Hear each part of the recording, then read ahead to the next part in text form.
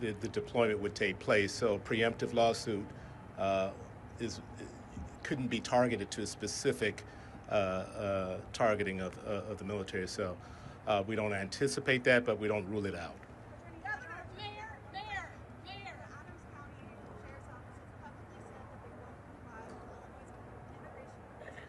I don't have a comment on that right now. Thank you. No comment on that right now, Isabel.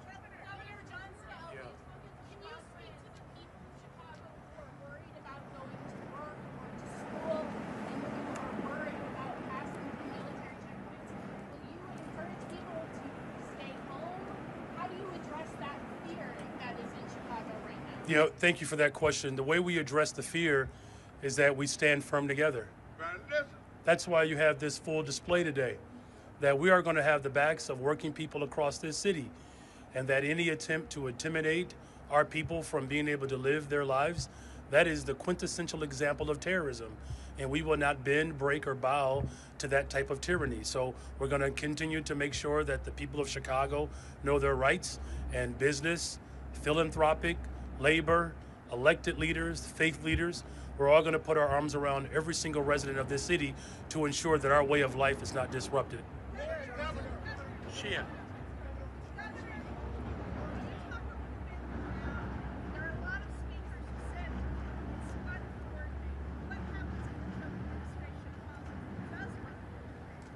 Well, I think they'll hear exactly what I said today about whether we want them in the city of Chicago. We do not want troops on the streets of the city of Chicago. Let me be clear. And if he calls me, I will tell him that directly.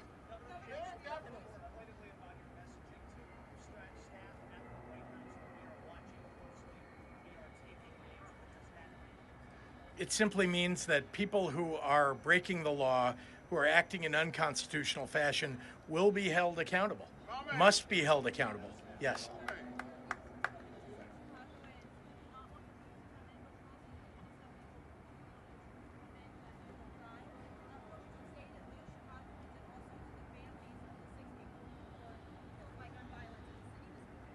Look, every single person that is the victim of violence in any city across the entire United States is worthy of our sympathy, and also worthy of having law enforcement go after the perpetrators.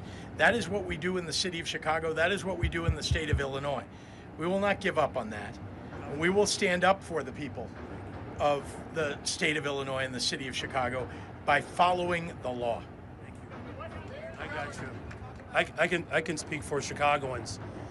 Look, Chicagoans are not asking for a militarized force to occupy our city.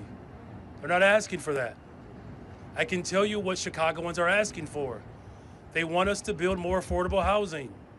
They want us to invest more in young people. They want us to ensure that we're creating mental and behavioral health care services. And do you know how I know that's what they want? It's because that's what's working. There's a 32% reduction in homicides. That's not an easy feat to accomplish, and we're doing that collectively. Chicagoans, here's what Chicagoans want. We want a reimbursement from our tax dollars that we send to the federal government, to send it right back to the city of Chicago to ensure that we build safe and affordable communities. That's exactly what they want. Go ahead.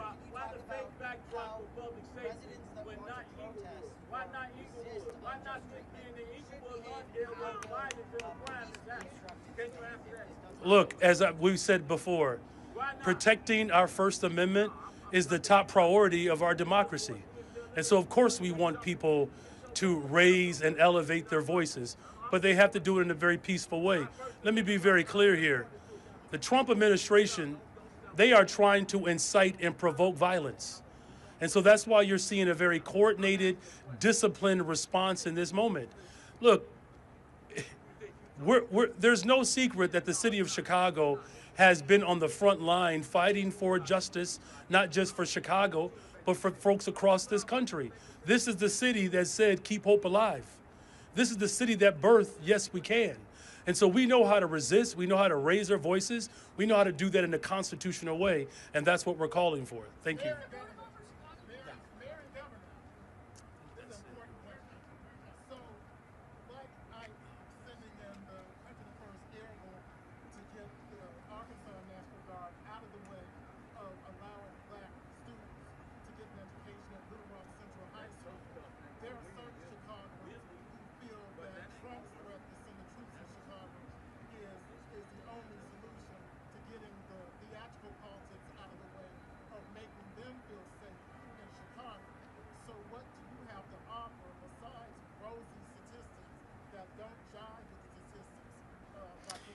There is not an emergency in the city of Chicago. There is nothing that calls for having troops on the streets of the city of Chicago.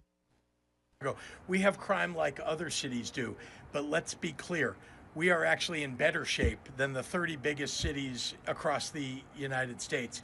We're in better shape on average, and it is important to recognize that the President of the United States is doing this for theatrics. This is not because we've asked for it. It is not because there is some justice that he is going to seek. It is because he wants to create chaos. That is all this is about. I'm sorry, I need to call it on somebody new. Yeah.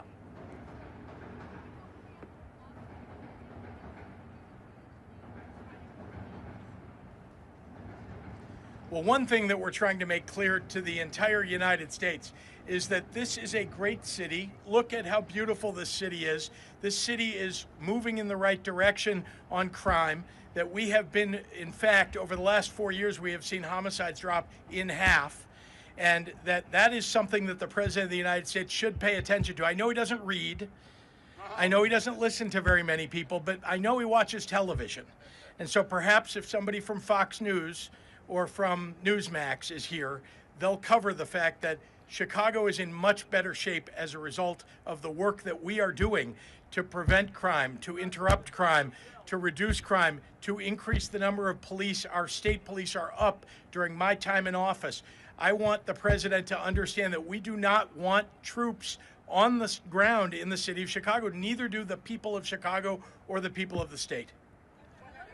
Yes, ma'am.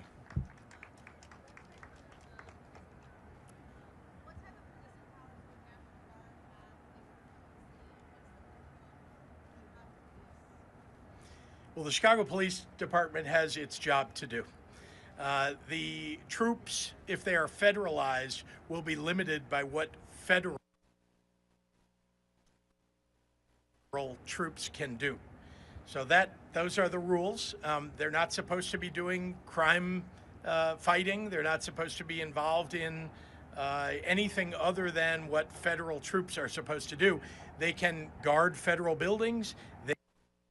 They can do the work of, as called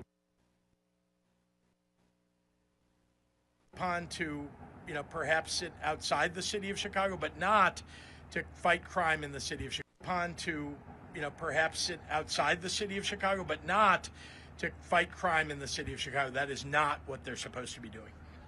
Yes, Jason, sorry.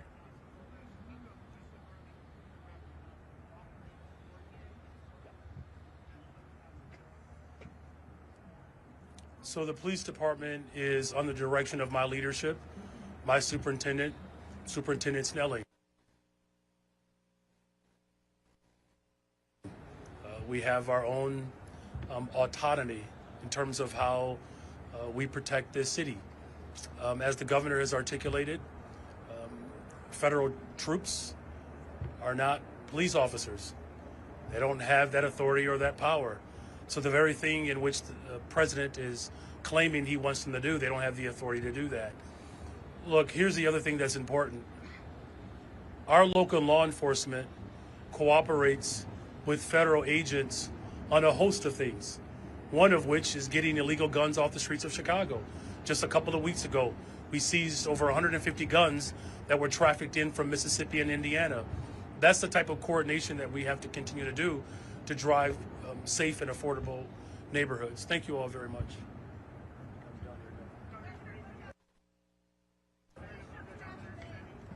Sure. I'm sorry, I know you were looking to ask a question.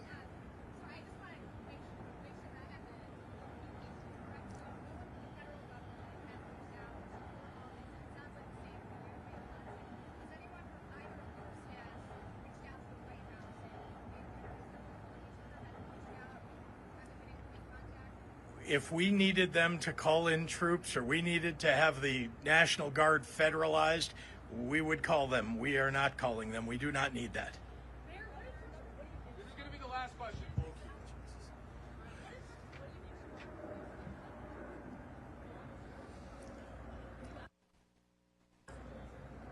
Well, look, we're going to use every single tool at our disposal.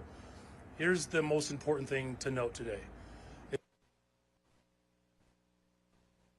is that you have complete alignment across the entire city of Chicago that the city of Chicago firmly rejects militarized forces occupying our city. It is uncoordinated, uncalled for, and unsound.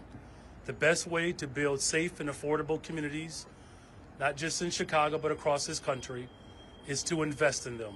The safest cities in America invest in people, and that's exactly what we're doing. Thank you all very much. Have a great day.